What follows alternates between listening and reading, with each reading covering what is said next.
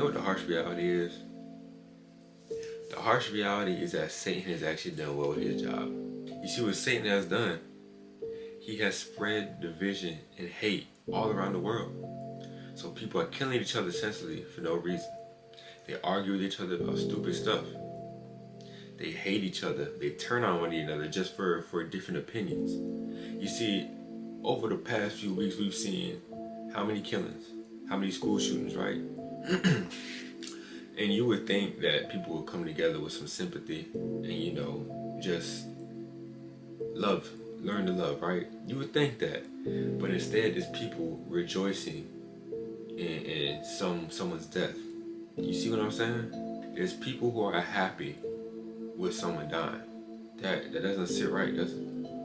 And we're not even going to talk about the 7,000 Christians that have died in Nigeria just this year, only in Nigeria, for persecution, for their faith in God.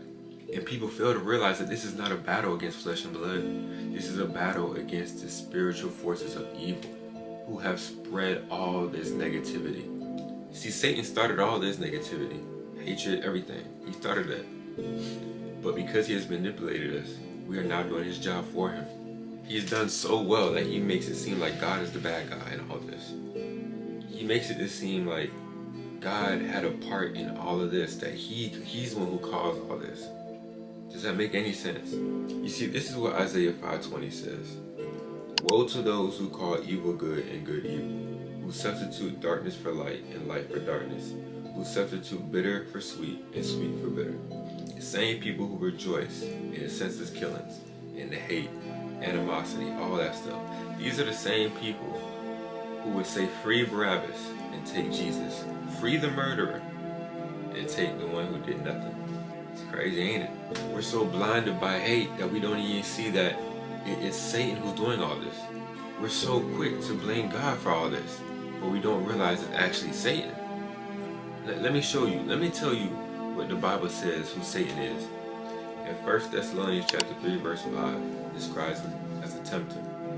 In Acts chapter 10 verse 38 calls him the oppressor. In John chapter 8 verse 44 calls him a murderer and a liar.